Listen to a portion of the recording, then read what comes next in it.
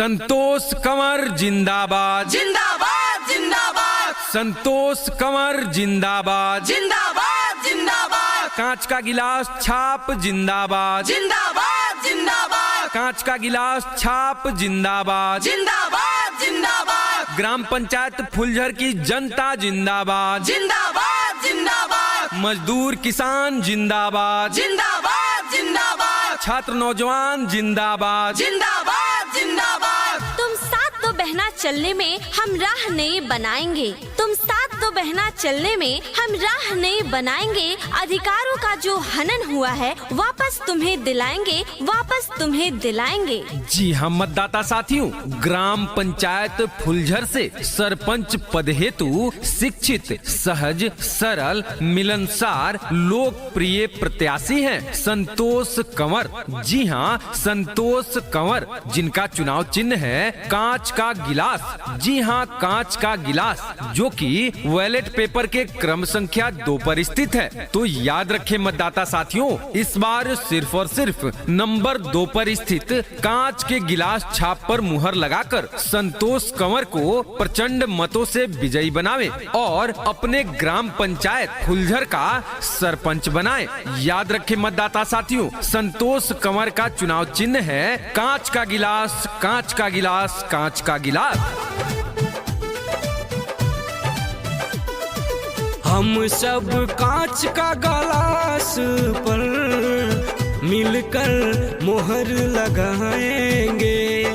हम सब कांच का गिलास पर मिलकर मोहर लगाएंगे। संतोष कंवर जी को विजयी बनाकर, संतोष कंवर जी को विजयी बनाकर जीत का झंडा लहराएंगे। इनको विजयी बनाएंगे। हम सब कांच का गिलास पर मिलकर मोहर लगाएंगे।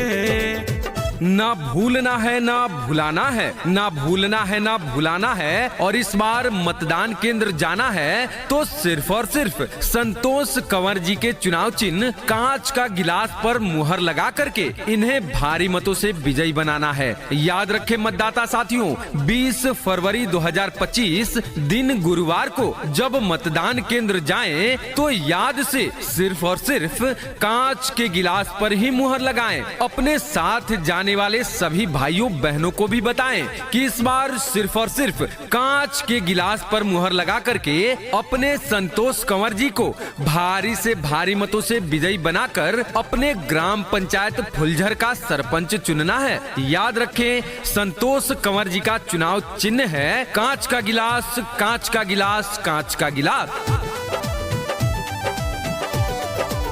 जन जन का सेवा ये तो करते रहेंगे। जन जन के हक के खातिर लड़ते रहेंगे। जन जन के हक के खातिर लड़ते रहेंगे। जन जन का सेवा ये तो करते रहेंगे। जन जन के हक के खातिर लड़ते रहेंगे। वृद्धा पेंशन सबको आवास मिलेंगी। खुशियों से सबकी चेहरा खिलेंगी। मिलकर दीप जलाएंगे।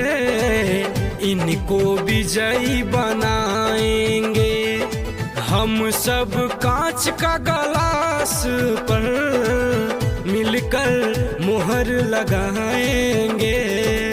याद रखें मतदाता साथियों, आपका एक एक वोट कीमती है, आपका एक एक वोट बहुमूल्य है। इसे यूं ही व्यर्थ न गंवाएं। इस चुनाव में एक से बढ़कर एक प्रलोभन देने वाले प्रत्याशी मिलेंगे तो उनके झांसे में नहीं आना है।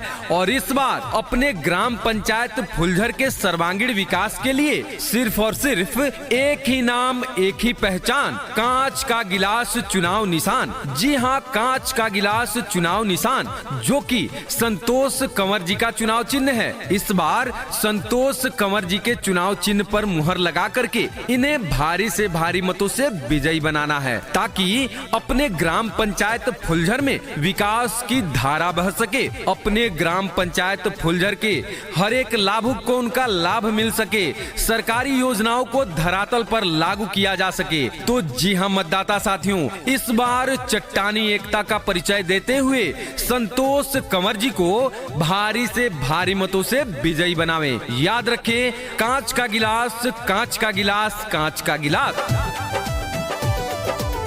पंचायत का अपना अब बदलेगा नजारा, सुख संपन्न होगा क्षेत्र हमारा, सुख संपन्न होगा क्षेत्र हमारा। पंचायत का अपना अब बदलेगा नजारा, सुख संपन्न होगा क्षेत्र हमारा।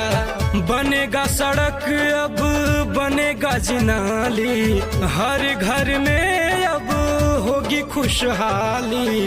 काम ये करके दिखाएंगे, अपना वादा निभाएंगे। हम सब कांच का गिलास पर मिलकर मोहर लगाएंगे।